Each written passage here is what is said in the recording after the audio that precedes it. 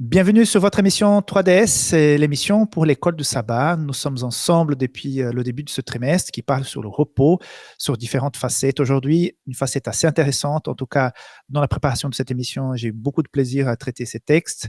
Et pour m'accompagner aujourd'hui, par rapport aux liens familiaux, les problèmes qu'ils peuvent avoir dans la famille, mais surtout la paix que nous pouvons retrouver en Christ, j'ai deux amis qui me rejoignent maintenant. C'est Gilbert Greuset. Comment ça va, Gilbert? Bonjour, ça va bien, je te remercie. Et Anna Miralpech, j'ai bien prononcé. Oui, tu as bien prononcé, super. Super. Comme un vrai espagnol. Voilà. Je voudrais vous introduire parce qu'il y a des amis en Belgique, au Luxembourg et peut-être en France Sud qui ne connaissent pas vous, ni moi peut-être. Donc, je vous laisse vous introduire rapidement. Gilbert, tu peux raconter un petit peu de ta personne. Alors, Gilbert Greuset, je suis pasteur en Suisse romande depuis de nombreuses années. J'ai commencé en 1982. J'ai un peu plus de 60 ans. Je suis marié depuis 39 ans, papa d'une grande fille, Lynn, de 31 ans. Et depuis 1992, si je fais pas d'erreur, ou 92 pour nos amis français, oui, j'ai la responsabilité du département vie de famille en Suisse romande. Et dans ce cadre-là, la fédération m'a offert, j'en ai bien profité, quelques cours en approche systémique de la famille, ce qui fait que j'aime beaucoup ce sujet. Ah, très bien, merci de ta présence. Donc, l'année prochaine, ou peut-être cette année, donc 40 ans de mariage. Oui, 40 ans, le 29 août. Attention, faut pas se tromper. Les dates. Attention, 29 août, de quelle année? 2022, ce sera nos 40 ans. Cette année, c'est 39, dans quelques jours. Il faut fêter ça, hein? Oui. Anna, un petit peu de toi. Bonjour, alors moi je m'appelle Anna Miralpech, je suis d'origine espagnole, ça fait 30 ans maintenant que j'habite en France, je suis maman de 3 enfants, divorcée.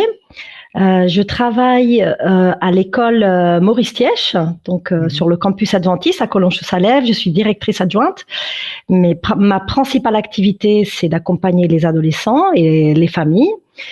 Et à côté de ça, parallèlement, donc je suis conseillère conjugale et familiale, ce qui me permet d'accompagner aussi des familles et des couples depuis déjà une dizaine d'années.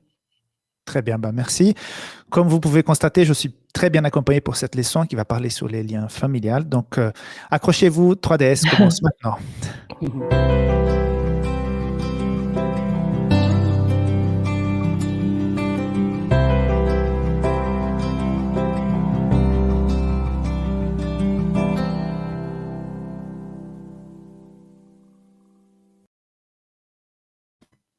Alors, je voudrais commencer par une question tout à fait pratique pour que nous puissions rentrer dans ce sujet qui est donc la famille. Et puis, surtout, on va faire une petite analyse de la famille de Jacob, une famille qui a été passablement bousculée par la vie.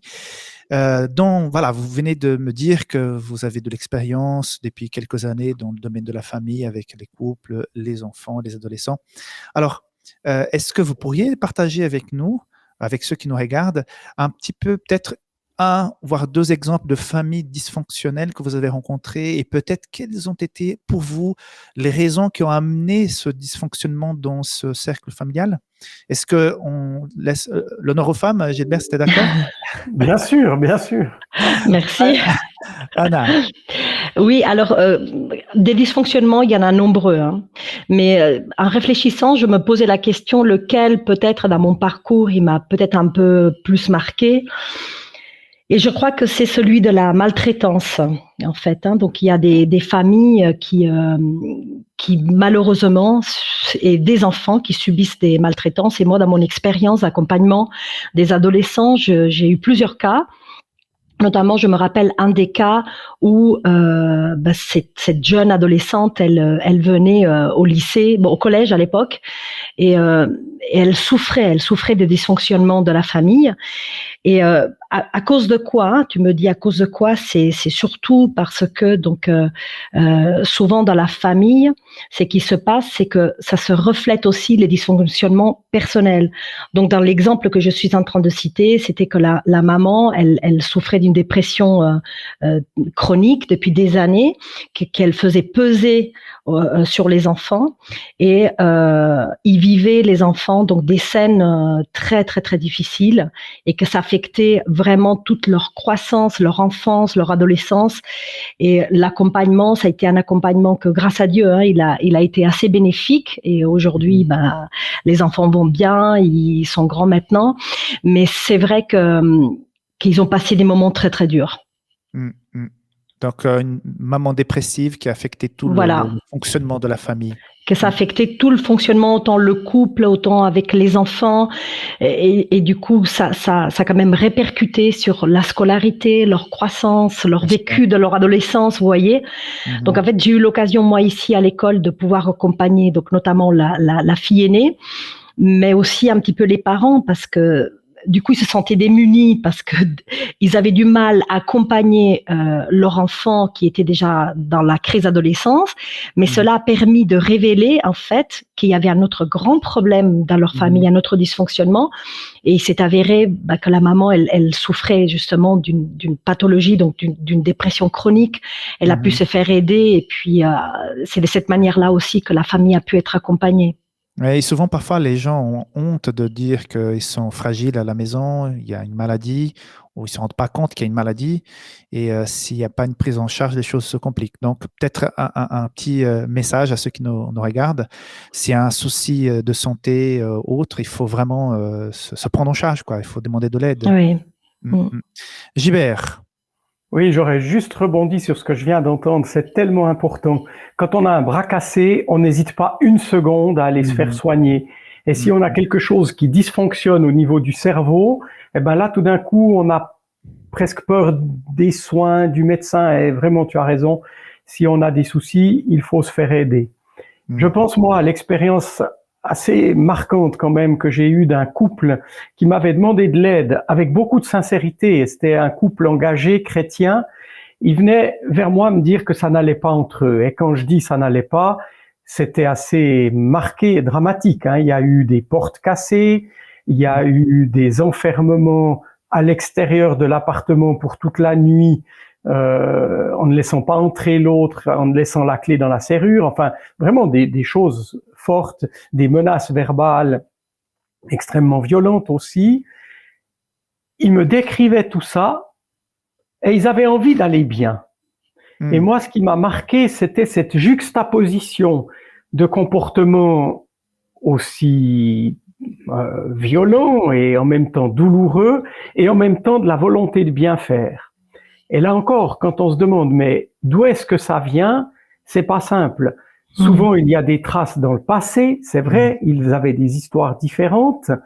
Mais peut-être qu'il y a aussi quelque chose qui me touche dans les couples qui dysfonctionnent. C'est qu'il y a un certain enfermement dans des positions que l'on croit solides comme du béton, alors qu'elles ne le sont peut-être pas. Et en parlant avec eux, en essayant d'avancer avec eux, on a essayé de dire, mais essayez de regarder la situation de plus haut. N'essayez pas d'être seulement dans votre émotionnel, dans votre réactivité première.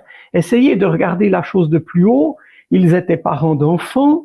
J'ai essayé de leur dire, mais pensez à vos enfants, le privilège qu'ils ont d'avoir un papa, une maman. Et puis, non, quelque part, ça fonctionnait pas quand même. Et assez, je sais pas comment il faut dire, après beaucoup d'efforts essayés en vain, malgré tout, ce couple s'est séparé et c'était peut-être la moins mauvaise solution. Des fois, il faut admettre que on n'arrive pas. On n'arrive pas à réparer. Possible. Ouais, c'est ça. Parfois, c'est pas viable, effectivement. Donc, vous nous donnez deux exemples d'une situation où nous avons pu aider et puis la chose s'est améliorée, selon ce que tu as dit, Anna. Mais malheureusement, il y a des situations, comme tu viens de dire, et c'est assez courageux, Gilbert, c'est que parfois, il faut prendre la moins mauvaise décision. La moins mauvaise option. Donc, pas simple.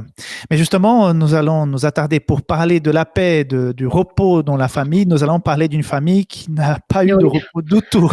C'était bien animé. C'est ça. Donc, la famille de Jacob. Bon, déjà, l'histoire de Jacob n'est pas glorieux avec toute cette histoire avec son frère et puis ce mensonge, son départ de la maison. Et donc, après, il a été aussi trompé par son beau futur beau-père. Son oncle, ouais. Ouais. L'avant, ouais. Oui, beau-père, oncle. Mais... Donc, on voit dans cette famille, Anna, et je me dirige vers toi, il y a, donc, j'ai essayé de noter là, jalousie, polygamie, abus sexuels, assassinat, mensonge, voilà, et j'en passe, quoi. Il y a toute la c'est- liste, toute la ribambelle. c'est la famille d'un patriarche de la foi, quoi. C'est invraisemblable. Alors, est-ce que Dieu n'aurait pas pu faire quand même avec une famille un peu plus modèle, quoi? Parce que là, je me dis, mais quel est le message que Dieu a pour nous quelque part, en nous présentant un patriarche avec une famille si dysfonctionnelle? Je crois que dans la Bible, Dieu nous montre avec toutes ces histoires qu'en fait, il n'y a pas de tabou. Qu'en fait, une famille qui pourtant y connaît Dieu, qui sont éduquées selon les enseignements de Dieu, il y a quand même des dysfonctionnements. Et cela, je pense que ça nous invite, Dieu nous met en garde, nous avertit d'une situation qui arrive à beaucoup de familles et que personne n'est à l'abri.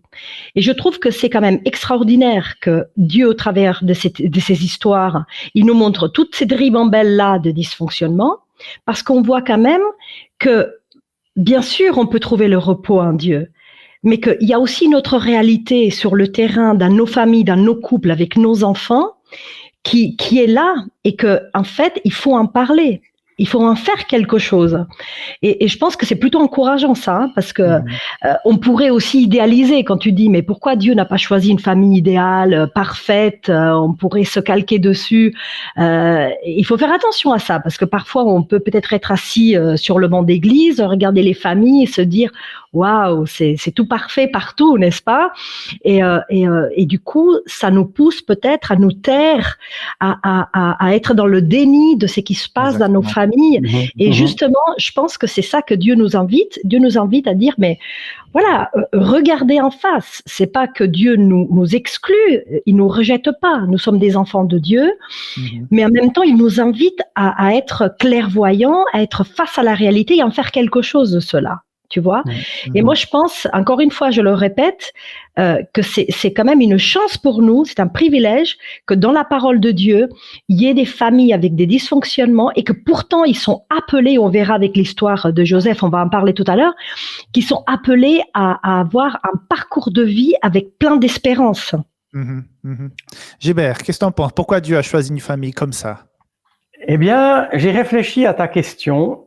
Et je me suis quand même orienté vers une réponse un peu différente.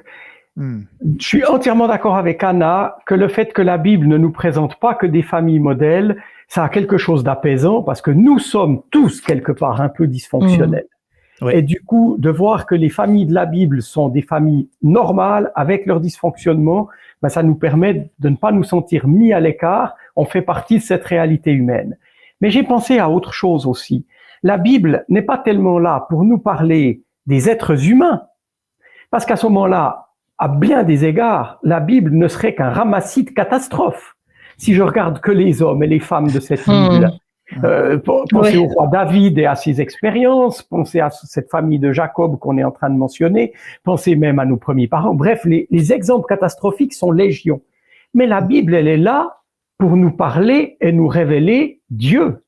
Oui. Et c'est justement très intéressant d'avoir un Dieu qui est capable de travailler avec les humains et leurs faiblesses, ou malgré leurs faiblesses. Oui. Et j'aime penser que la Bible nous parle de Dieu, et dans l'histoire de la famille de Jacob, c'est pas tellement de voir le nombre de catastrophes relationnelles qu'ils ont vécues qui est intéressant, c'est de voir comment Dieu peut s'occuper d'eux, et qu'il est fidèle à eux, et qu'il va les aider jusqu'au bout. Et ça, d'ailleurs, finira très bien, mais malheureusement, je crois que c'est le truc de la semaine prochaine. En fait, c'est pas grave. On va pas spoiler trop vite. Exactement. Donc, Gilbert, il y a, en analysant un peu la leçon de cette semaine, j'ai trouvé un élément qui apparemment a un peu fracasser toutes ces relations, qui est pour moi la jalousie. Parce que je vois que Jacob était jaloux de son frère. Après, Rachel était jaloux de Léa parce que Léa pouvait avoir des enfants, elle ne pouvait pas. Après, il y a eu l'oncle et le beau-père de Jacob, donc Laban, il a senti que Dieu, il même le dit, hein, que voilà, Dieu m'a béni au travers de toi. Donc, je vois que la jalousie est un peu partout. Est-ce que, encore une fois, hein, on profite, entre guillemets, de l'exemple de cette famille. Est-ce que, à quelque part, aujourd'hui, la jalousie, cette envie d'avoir quelque chose qu'on n'a pas, le fait de ne pas se sentir à la hauteur parce que l'autre, il fait ça, il a ça, et moi, je n'ai pas. Est-ce qu'aujourd'hui encore, ce sentiment peut, quelque part, dégrader les relations familiales? Tu as des exemples, tu as des suggestions? Oui, non, mais la jalousie, c'est un vrai problème parce que c'est un problème déjà en soi et c'est un problème de relation avec les autres. N'oublions pas que la jalousie vient souvent d'une mauvaise estime de nous-mêmes. Si je suis jaloux de quelqu'un d'autre, c'est parce que j'ai l'impression, moi, que je ne suis pas à la hauteur de lui et que c'est mon devoir d'essayer de le rattraper, d'être à sa hauteur. Mais c'est pas un devoir, ça, c'est moi qui me mets ça dans la tête. Et si j'avais une meilleure estime de moi-même, ben, je pourrais admettre que l'autre est différent de moi, qu'il existe, qu'il a sa place, et que moi, j'existe aussi. Et là, la jalousie descend d'un cran. Regardez, c'est même très biblique. Lucifer, celui qui a finalement apporté la révolte et qui a brisé l'harmonie que Dieu avait mise dans sa création, quel a été son problème? C'est de se dire, je ne suis pas à la hauteur de Jésus-Christ. Plutôt que d'être content d'être Lucifer, le porteur de lumière, il avait déjà une place géniale, ce Lucifer. Ben, plutôt que de regarder ça, il a regardé Jésus-Christ et il a dit, ah, moi j'aimerais être comme lui, je veux avoir sa place, je veux avoir ses prérogatives. Et du coup, il a été jaloux et il a entraîné dans le même sentiment nos premiers parents. Nos premiers parents, il leur a fait croire que Dieu avait de l'autorité, que Dieu pouvait choisir les choses et qu'eux ne pouvaient pas. Du coup, quelle a été l'idée de nos premiers parents? C'est vrai, Dieu a dit qu'on pouvait pas manger de cet arbre, c'est quand même trop bête. Nous, on a envie de s'arroger le droit de le faire. Pourquoi est-ce que Dieu nous dirait ce qu'on doit faire et pas faire? Et cette jalousie d'une situation d'autorité les a fait aller dans la mauvaise direction. Alors, mais je te dis par rapport à ça, est-ce qu'un mari peut être jaloux de sa femme, sa femme de son mari, le papa, est-ce qu'il peut être jaloux du parcours de son fils parce que son fils a l'air de faire mieux que lui-même? Ben, bien sûr que ça peut exister. Et la jalousie, c'est terrible parce que on a envie de dire aux gens, arrêtez d'être jaloux, mais avant de leur dire d'arrêter d'être jaloux, il faudrait trouver les phrases qui leur permettent d'être apaisés.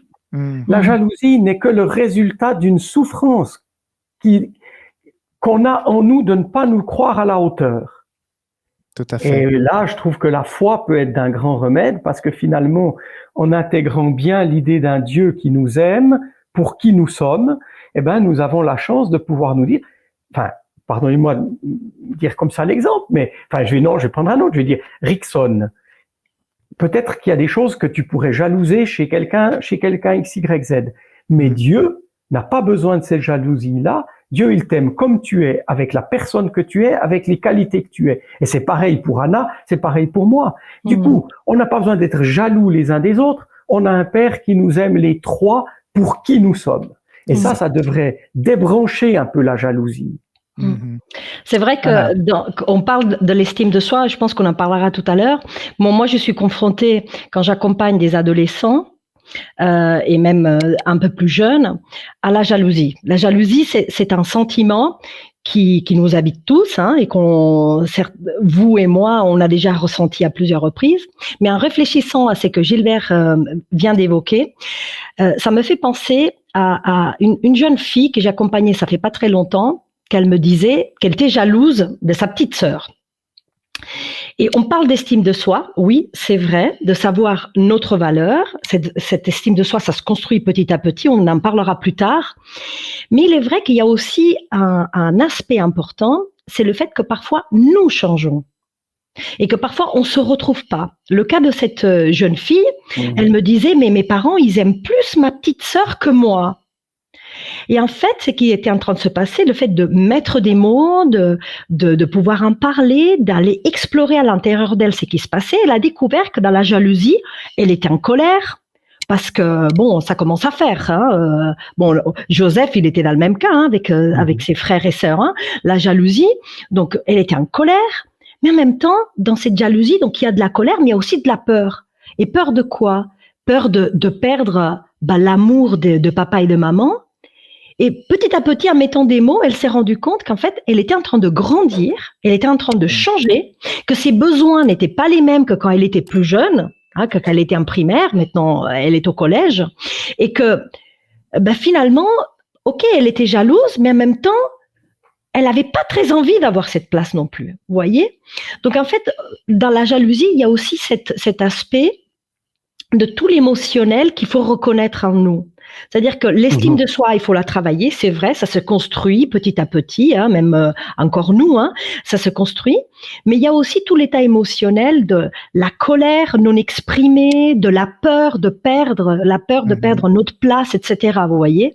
Et aussi le fait que peut-être il y a des changements aussi en nous qui font que on doit s'ajuster par rapport à ces changements et que peut-être on est jaloux de quelque chose que finalement on n'a pas envie. On a envie que ça soit différent, vous voyez. Voilà. Alors, revenons maintenant sur cette famille qui est notre trame aujourd'hui. Alors, j'ai toujours eu cette impression que Daniel et Joseph, c'était les deux bons gars de la Bible. Parce que dans tout ce qu'ils vivent à l'étranger en tant que... c'est vrai que Daniel avait une position qui était un peu plus confortable, mais bon, il risquait tout le temps sa vie. Joseph a été à quelque part esclave, prisonnier, mais on a l'impression que les deux s'en sortent très bien. Par contre, la seule information biblique qui nous montre que Joseph aurait pu aussi être dysfonctionnel, c'est à ce moment où il a ses songes, où il voit donc les étoiles, comment on dit là, pour les aliments, j'ai oublié. Les épis de blé. Les blés. Les épis de blé, oui. Les épis de blé qui vont honorer Joseph. Donc, ils vont se prosterner, oui. Prosterner, voilà.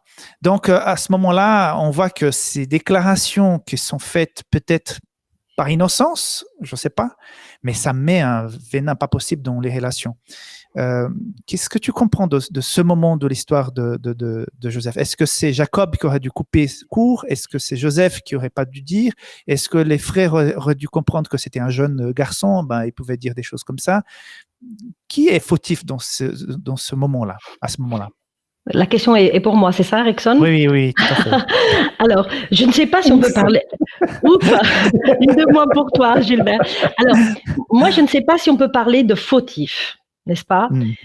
Je pense que là, tout le monde dysfonctionne. D'accord. Moi, je le vois de cette manière-là. Et surtout, quand je me concentre sur aussi le rôle de Jacob dans tout ça, parce que c'est quand même le père. C'est quand même lui qui éduque les enfants, qui les accompagne, qui a un certain positionnement. Et on voit à un moment donné, dans toute cette histoire, c'est que Jacob, il prend Joseph comme une extension de son autorité. C'est comme s'il lui donnait quand même une autorité vis-à-vis des frères et sœurs, parce que il le passe quand même au premier rang. J'avais jamais pensé comme ça. Il le passe au premier rang parce que c'est pas seulement l'épisode de la tunique multicolore. Bon, déjà la tunique, on pourrait réfléchir aussi au sens quand même de l'habit, un habit multicolore. Mais qu'est-ce qu'il est en train de dire par là? Mais le fait aussi qu'il lui demande d'aller quand même surveiller ses frères et venir rapporter. Donc en fait, Jacob, il est en train de mettre Joseph dans une situation très particulière.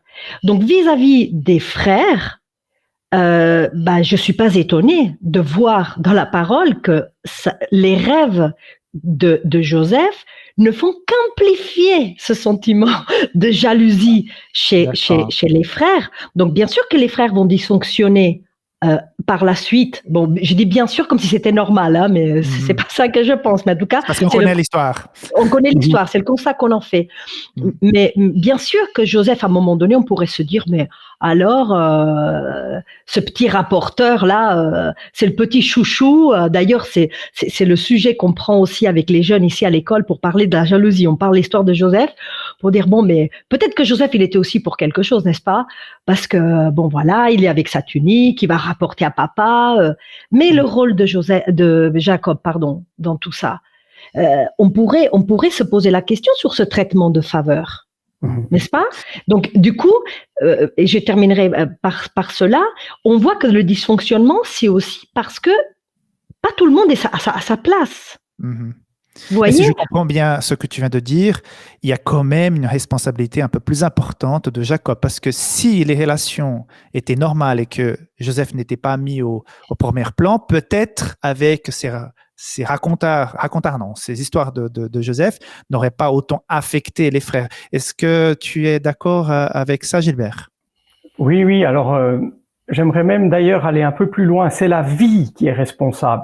Parce que pourquoi Jacob essaye comme ça de mettre en avant Joseph? Normalement, c'est les aînés qui ont le droit d'aînesse dans le pays de la Bible, on le sait très bien. Et le problème, c'est que les aînés n'étaient pas les enfants de sa femme aimée, n'étaient pas les enfants de Rachel. Et si Jacob agit comme Anna l'a bien mentionné, en disant que Joseph devrait devenir le bras droit, celui qui a l'autorité dans la famille, c'est parce que Jacob aimerait bien que Joseph soit l'aîné de la famille. Seulement, de fait, il ne l'est pas. La vie n'a pas permis ça. Combien de fois dans nos vies de famille, il y a des choses que la vie nous réserve, auxquelles on n'était pas préparé. Et malheureusement, Jacob, effectivement, je crois, est responsable de beaucoup de dysfonctionnements dans l'histoire, parce que qu'il aime mieux Joseph.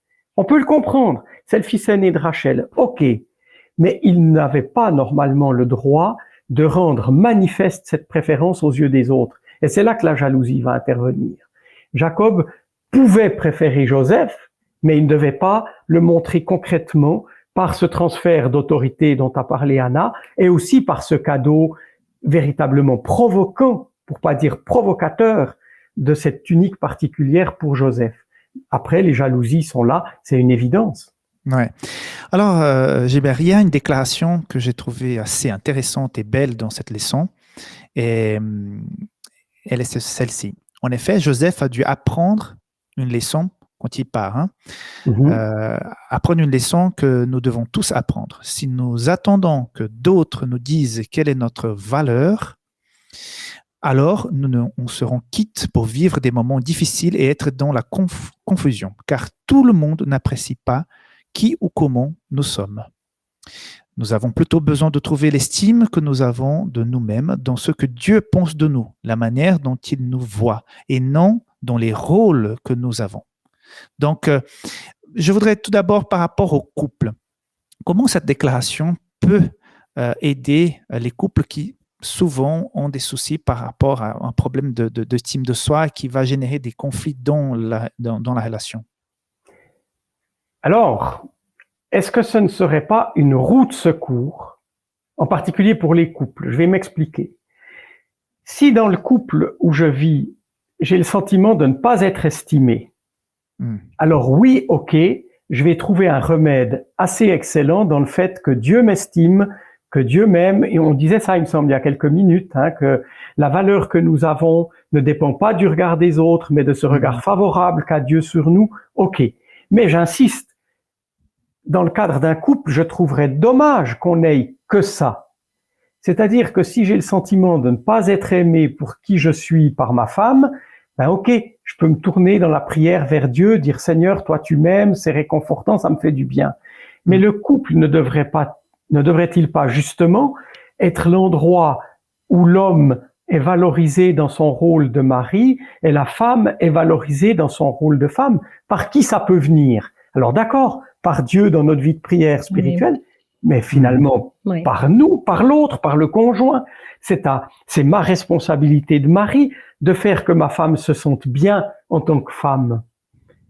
comme d'ailleurs, si j'ose le dire, si elle voit une fois l'émission, c'est la responsabilité de Yolande de faire que je me sente bien comme mari. Et je trouverais dommage que, à cause de cette roue de secours que nous avons, on mette pas des belles roues à la voiture, hein, tu vois ce que je veux dire. Ouais. Et les belles roues à la voiture, c'est non seulement nos rôles valorisés d'homme et de mari par notre conjoint, mais c'est également ensuite valoriser nos enfants dans notre rôle de parents, comme nos parents, comme nous parents, on peut être valorisés par des renvois positifs de nos enfants. C'est ça. On sait qu'il y a des périodes un peu plus difficiles dans l'adolescence où là, ce sera dur aux ados de dire ah oui papa t'es formidable. Mais dans l'enfance et dans l'âge adulte, il y a des choses qui peuvent toucher énormément le cœur quand un enfant nous fait part de son appréciation des parents qu'il a eus. Tout à fait.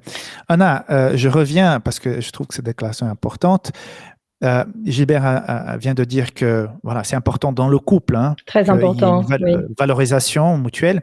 Mais justement, cette déclaration dit que, en effet, Joseph a dû apprendre une leçon que nous devons tous apprendre. Si nous attendons que d'autres nous disent quelle est notre valeur, alors nous en serons quittes pour vivre des moments difficiles et être dans la confusion, car tout le monde n'apprécie pas qui ou comment nous sommes. C'est assez dur comme déclaration parce que, quelque part, bon, elle est vraie, hein, si on attend que des autres... Mais elle est compliquée, cette déclaration, j'ai envie de dire. Parce que, bon, c'est très bien de le dire comme ça et de dire qu'il faut aller chercher à la source de notre Créateur la valeur que nous avons. Nous avons des versets qui nous encouragent dans ce sens, de versets qu'aussi, si on pense, on a parlé du couple, mais on peut parler des enfants aussi dans la famille, se tourner vers notre Créateur, notre Dieu, c'est une valeur sûre.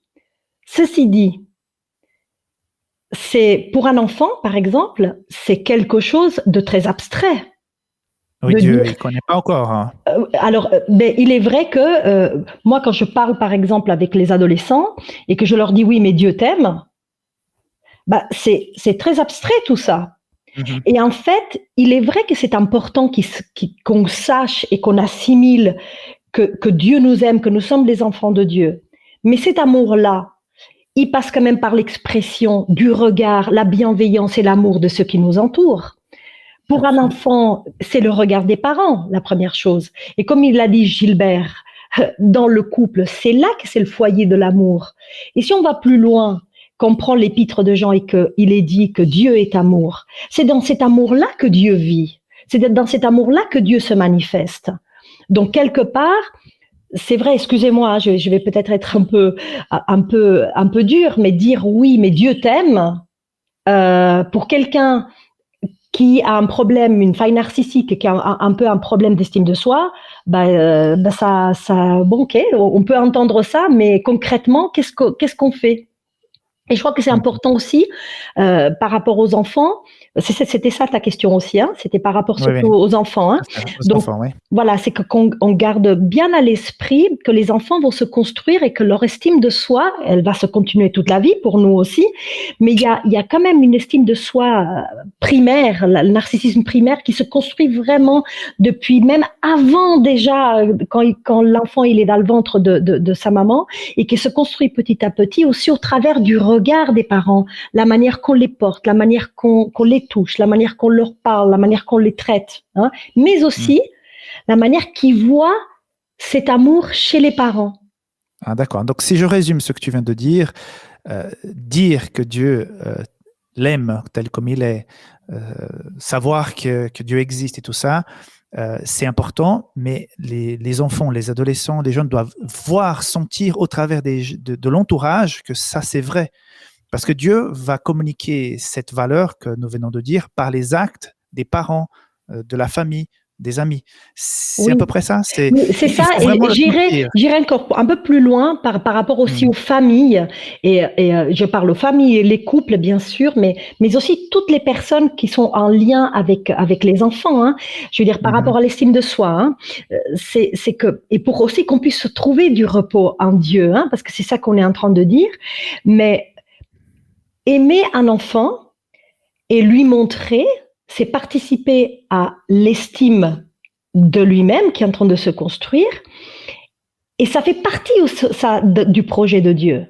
Vous voyez, c'est pour moi, l'amour de Dieu se manifeste aussi dans tout ce que nous transmettons aux enfants et de la manière que nous les traitons, mais aussi dans le couple.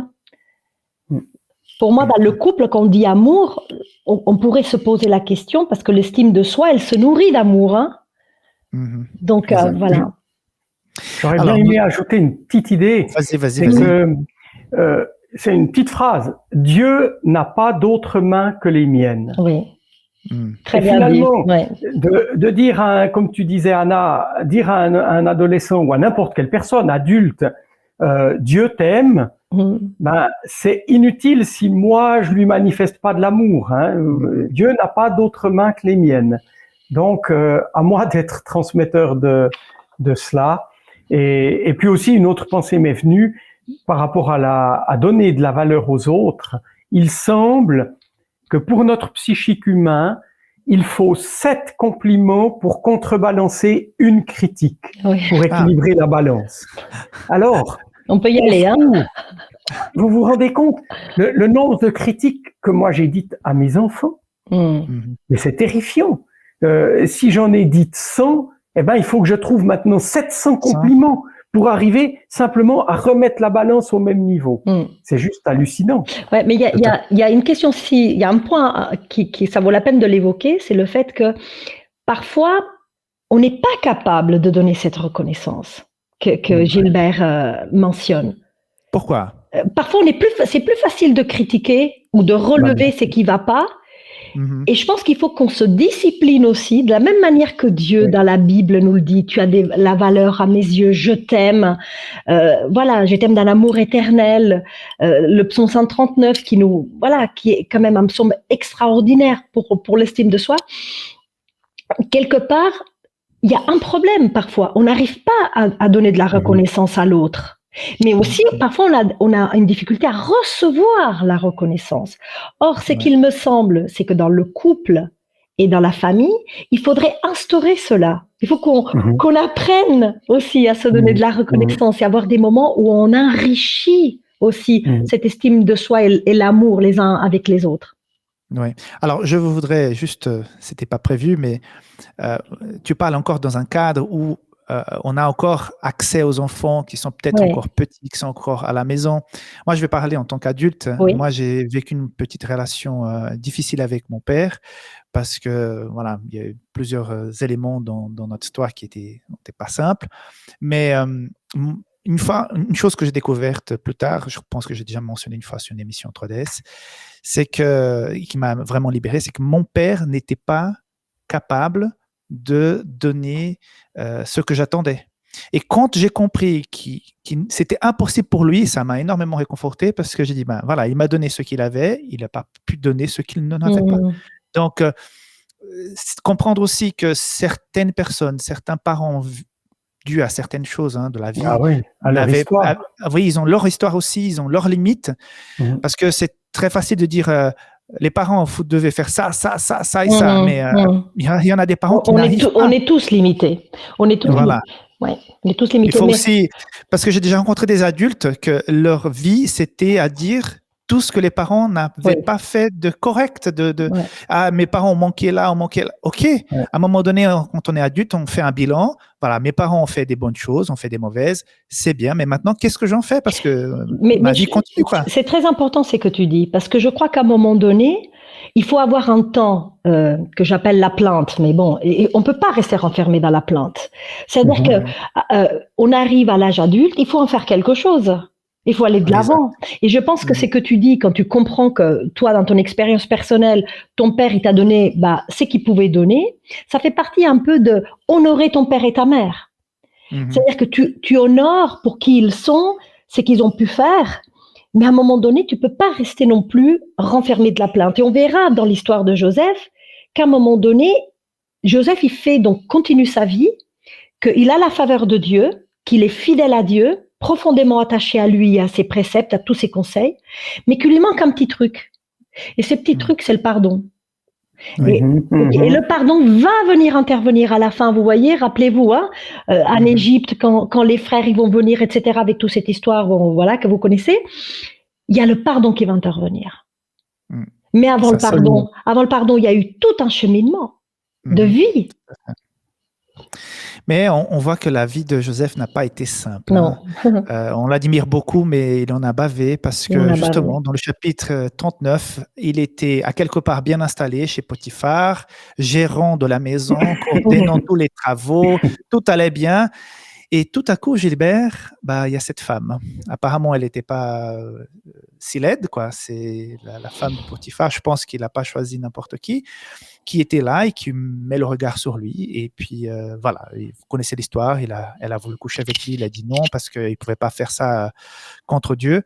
Mais il va payer très cher. Et on constate aujourd'hui que les problèmes de relations, d'infidélité, ces relations qui vont briser parfois des relations qui sont là depuis des années dans le couple, sont assez souvent encore de mise. Pourquoi le côté sexuel pose autant de problèmes dans le couple, dans les familles? Et est-ce que tu aurais des petites idées à donner au couple pour éviter que ces problèmes d'ordre sexuel, d'infidélité puissent autant déranger la vie de famille? Alors, si j'avais le secret d'une fidélité totale, exemple d'adultère, je pense que je serais multimilliardaire dans le conseil conjugal. Non, j'ai pas de recette.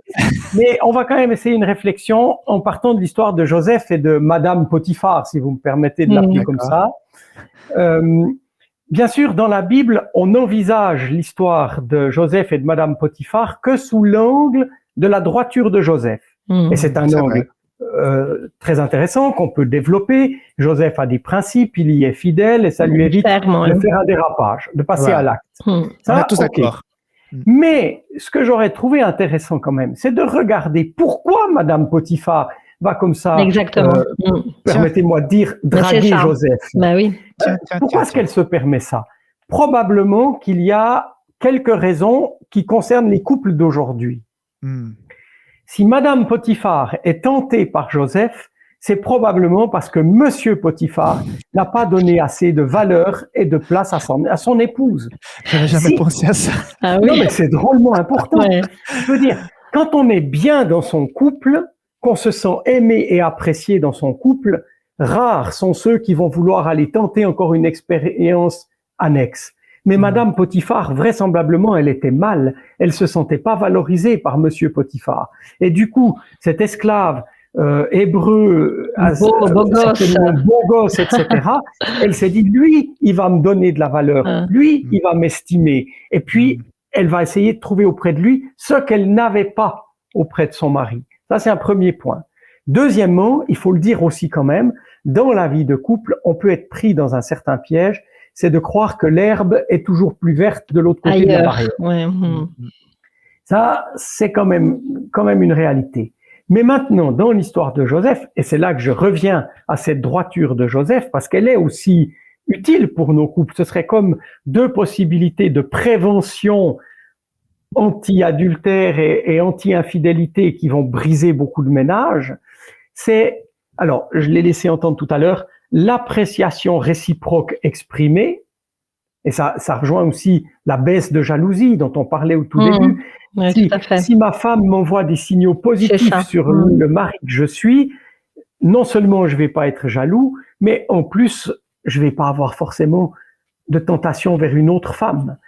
Et puis, il y a aussi un autre point, pas toujours facile à exprimer au XXIe siècle, mais quand même, c'est d'oser entrer dans la sécurité d'une relation conjugale exclusive. Et c'est, si vous voulez, ça c'était le point de départ de Joseph. Joseph s'est dit, dans mon éthique, dans mon concept de la vie, j'ai pas le droit d'aller avec Madame Potiphar. Donc, je n'y vais pas.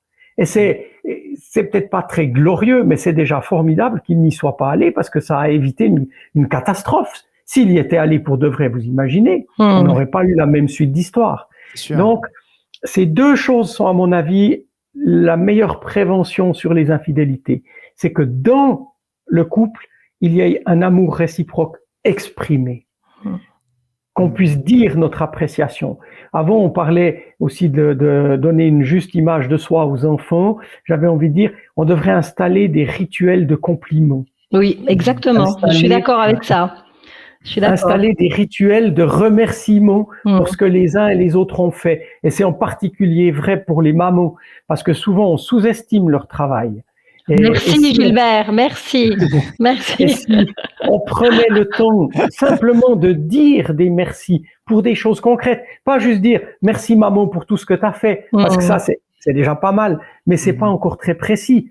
Mais si on dit merci pour ce plat, merci pour cette chose que j'ai vue dans la maison qui était tellement belle, merci, enfin des choses pratiques et concrètes, on va se sentir bien dans la relation de famille à tous les étages. Et on aura moins besoin d'aller chercher ailleurs, vraiment. Je pense que oui, ouais, pardon. Oui, non, mais je peux m'arrêter, il n'y a pas de problème. Et puis, l'autre chose, c'est d'avoir quand même ces principes. La famille, c'est quelque chose que l'on préserve. On l'a fondée, c'est pas pour la laisser tomber.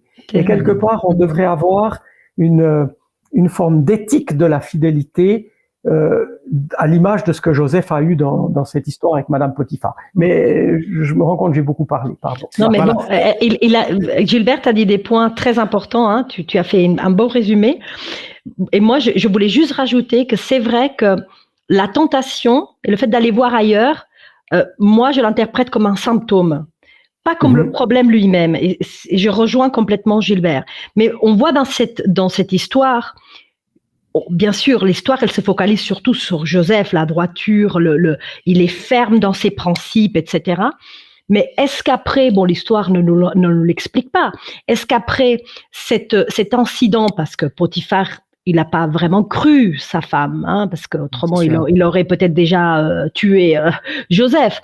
Mais est-ce que cela a fait qu'après, ils ont pu travailler quelque chose en couple? On ne le saura jamais. Bon, on le saura peut-être une fois. Mais voilà. Et aussi, la question de choix. Quand on parle de couple et d'exclusivité, c'est un terme aussi que moi j'emploie beaucoup parce que c'est un choix. Et il faut déjà savoir ce qu'on veut pour pouvoir rester vraiment ferme dans nos principes.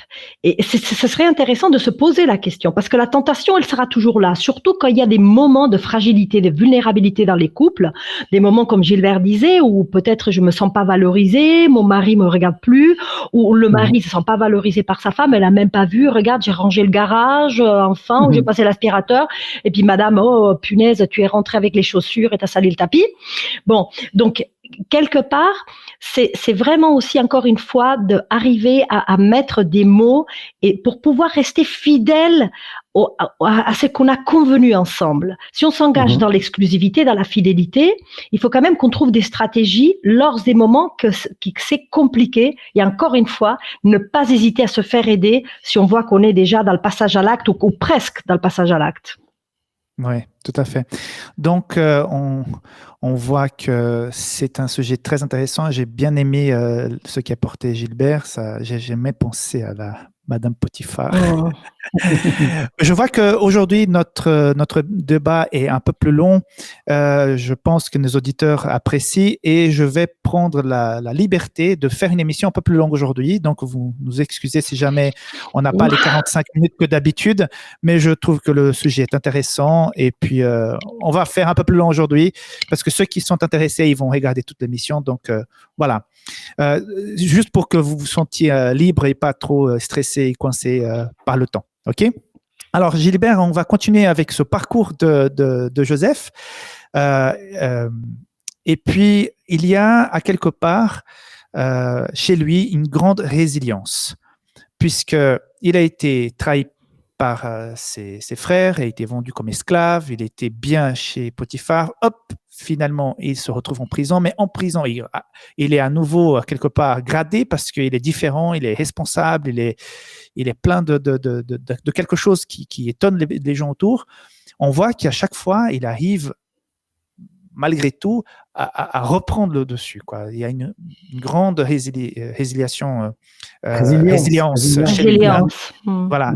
Donc, pour les gens qui nous regardent aujourd'hui et qui ont vécu des moments de fond de trou, quoi. Ils avaient un couple, tout à coup, ça a cassé. Ils avaient des enfants qui étaient bien et tout à coup, ils se retrouvent avec des enfants qui sont pleins de problèmes. Quand les gens sont au fond du trou, quand ça casse, quand c'est pas l'idéal, on voit que chez Joseph, il a pu vivre sa résilience et remonter la pente. Qu'est-ce que tu dirais à ces personnes aujourd'hui qui peut-être en ce moment même, qui nous regardent, sont au fond du trou? Oui. Alors, bon, moi, par expérience, parce que malheureusement, j'ai vécu aussi le divorce, donc la séparation, la rupture, ce sont des moments, c'est comme un tsunami, hein, qui arrive et que toute la vie, elle change, se désorganise. Et comme Joseph, je pense que quand on voit que Joseph, il a été en prison, moi, je me suis beaucoup identifiée aussi dans ma vie à certains moments avec la vie de Joseph, parce que parfois, on est au fond du trou, effectivement. Mais même au fond du trou, il y a des choses qui se passent. Et je crois que la première chose, c'est que je dirais à ces personnes, c'est qu'il faut accepter que parfois on est en bas. Il faut accepter que parfois c'est la cata, que parfois on voit plus de lumière. Moi, j'ai passé des moments dans ma vie aussi où on me disait, mais tu verras, il y a de la lumière au bout du tunnel.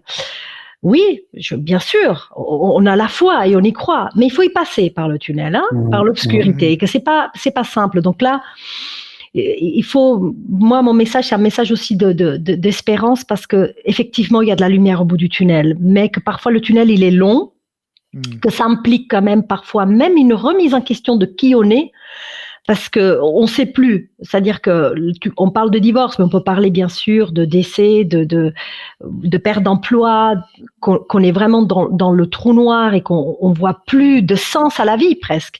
Et on peut se poser des questions. Mais moi, alors, j'avais une certaine habitude. Je vivais avec telle personne. Le matin, je me réveillais, je buvais le café avec. Maintenant, c'est fini. Maintenant, c'est moi qui ramène les enfants à l'école. Il est plus là. Avec qui je vais parler maintenant. Bon, voilà. Et moi, je suis qui dans tout ça? Donc, ça demande vraiment une toute nouvelle organisation de la vie. Mais le privilège et la chance que nous avons, c'est la foi. C'est de savoir que nous ne sommes pas seuls. Et moi, dans cette expérience, je me rappelle toujours de Job, cet homme qui a tellement souffert, n'est-ce pas? Et qu'on se rend compte dans la parole que dans toute l'histoire de Job, Dieu intervient très tard dans l'histoire de Job. Et ce qui est très curieux et très intéressant, c'est qu'à un moment donné, quand, je crois que c'est 38 chapitres après, je suis pas sûre, mais au premier verset, il dit que Dieu répond à Job du milieu de la tempête. C'est-à-dire que Dieu est là dans la tempête. Dieu est là dans nos obscurités, dans nos traversées de désert. C'est là qu'il parle à notre cœur. Et moi, je crois que je parle aussi pour moi. C'est là que ces paroles-là m'ont beaucoup aidée, parce que je me suis beaucoup accrochée à Dieu, parce que je me disais, OK, c'est pas facile, C'est pas parce qu'on s'accroche à Dieu qu'on se dit oui, il y a la lumière au bout du tunnel que tout roule comme ça, Non, c'est vrai que c'est difficile. Mais par la foi, en nous accrochant aux promesses de Dieu, il peut y avoir cette lumière au bout du tunnel. Donc, c'est ça un peu le message que j'ai envie de donner. C'est que parfois, quand on voit la vie de Joseph, on se rend compte qu'il est resté quand même fidèle à ses principes. Il avait la faveur de Dieu. C'est pas pour autant qu'il a été, qu'il a été libéré de certaines souffrances, parce que je pense que ça n'a pas dû être facile, loin de son père, de sa famille, dans un pays différent, punaise, en prison. Et pourtant, il est resté quand même loyal à qui il était, et fidèle à lui-même, fidèle à ce qu'il croyait. Il a continué et voilà, on connaît la suite. Tout à fait. Gilbert, tu veux rebondir par rapport à ça? Des gens qui sont au fond du trou? Pour ceux qui me connaissent, ils savent que Yolande et moi, on a passé aussi par un tunnel extrêmement sombre quand on a perdu notre fille aînée à 24 ans, et ça fera 10 ans dans quelques jours. Ce que j'aimerais dire, au-delà de ce que Anna a dit, ou plutôt en complément, c'est que elle parle de cette lumière, de la foi, de savoir qu'il y a une lumière au bout du tunnel. Mais je crois pouvoir dire aussi que Yolande et moi, nous avons été extrêmement touchés et épaulés par la bienveillance de ceux qui étaient autour de nous. Et s'il y a un rôle que nous pouvons jouer auprès des personnes qui passent par des tunnels, quels qu'ils soient, rejet des enfants, divorce, deuil, ce que l'on peut partager de plus précieux pour ces gens-là, c'est notre bienveillance, notre présence, qui sera pas dans des théories. Ça pourra être pratique, des petits gestes, des soutiens pratiques, mais surtout cette attitude de bras autour de l'épaule et d'entendre quelqu'un dire « je suis là, je suis avec toi ». Il faut pas qu'il fasse des théories sur l'état des morts, on n'en a rien à faire dans ces moments, je veux dire, mais sentir que quelqu'un nous met la main sur l'épaule, c'est précieux. Oui. Et je vous le dis avec une certaine émotion maintenant, parce que pas plus tard que ce matin, j'ai quelqu'un qui m'a dit « Est-ce que jeudi soir, tu veux qu'on aille souper ensemble ?» Oui. Et je dis « C'est la date anniversaire du décès de notre fille. Une amie sera avec Yolande et cette amie sera avec moi. » Ça, c'est de la bienveillance pratique et concrète, quoi. Ouais, c'est précieux. Tout à fait.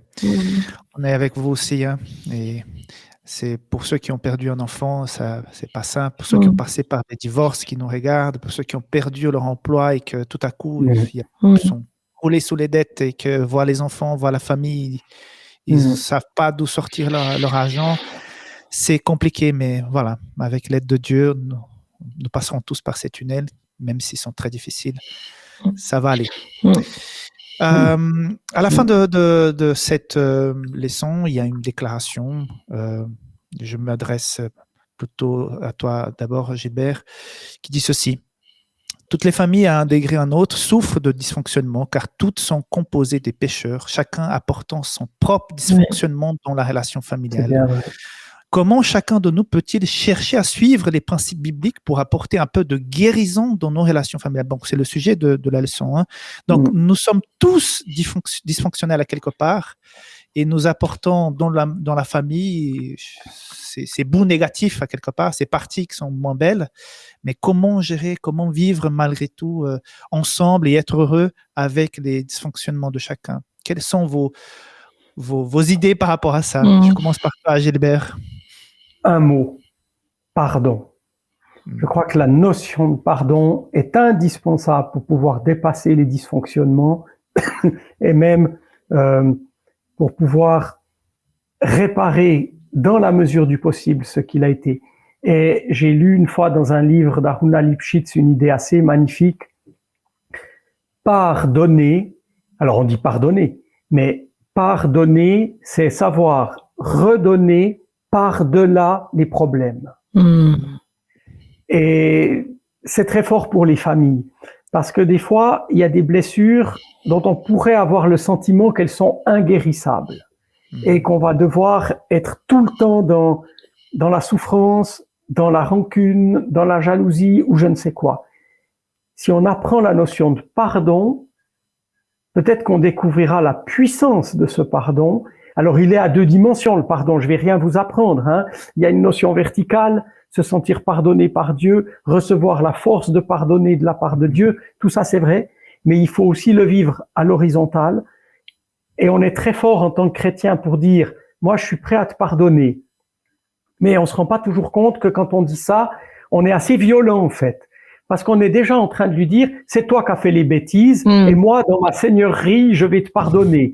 On devrait plutôt être prêt à demander pardon. Ça, c'est beaucoup plus délicat, savoir demander pardon. Mais si on a cette possibilité de savoir demander pardon et que l'autre arrive à avoir le courage de redonner l'amour par-delà les difficultés traversées, on peut vivre des réconciliations qui permettront peut-être de s'entendre encore mieux après qu'avant.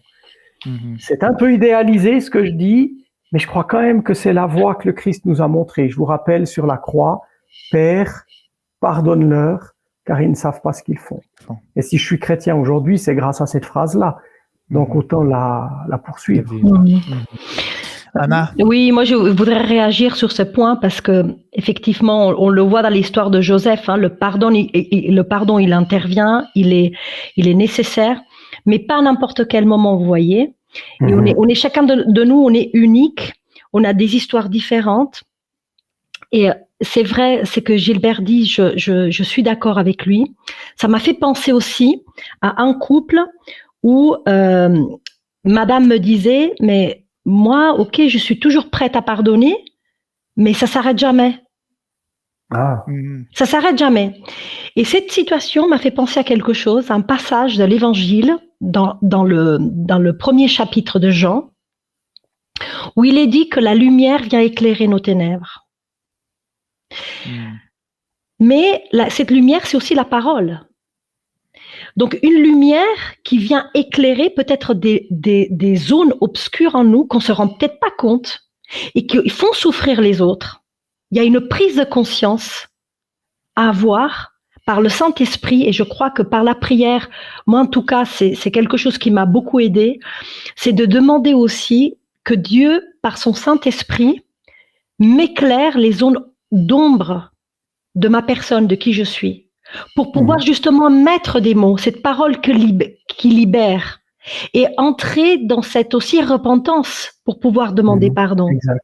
Et vous voyez dans cette histoire que nous rapporte Jean, de la lumière vient éclairer les ténèbres, elle a vécu parmi nous, on voit qu'il y a un tiers qui apparaît, Jean-Baptiste, qui se fait le porte-parole de la parole, de cette lumière. Et parfois, justement, ça me fait penser à la nécessité qu'il y ait un tiers, n'est-ce pas? Que lui, Jean-Baptiste, il dit, c'est pas moi, je suis juste venu préparer le chemin, n'est-ce pas? Je suis un porte-parole. Parfois, on se rend pas compte de ce qui se passe, de nos propres dysfonctionnements. Et on peut pas aller jusqu'à ce pardon-là, pourtant nécessaire, comme Gilbert le dit. Et pourtant, parfois, ça arrive qu'il y a des tiers qui nous font des appels de phare, qui nous confrontent, parfois avec beaucoup d'amour, parfois c'est un peu violent, mais qu'on se rend compte dans des situations, n'est-ce pas, qu'on se dit, oula, il y a quand même quelque chose qui se passe là. Et je pense que c'est important parfois de se rendre compte qu'on a aussi notre propre responsabilité dans les dysfonctionnements. Il n'y a pas que l'autre, comme Gilbert disait justement, et demander à Dieu que par son Saint-Esprit nous éclaire de qu'est-ce qui se passe à moi, pour que je puisse aussi être ouverte à cette œuvre de sanctification que Dieu veut me faire bénéficier pour être bien avec mon conjoint, avec mes enfants, dans la famille. Voyez.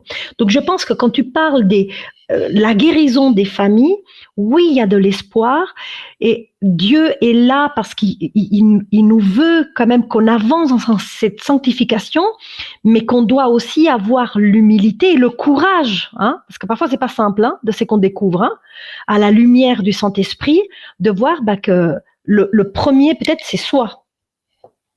Exactement.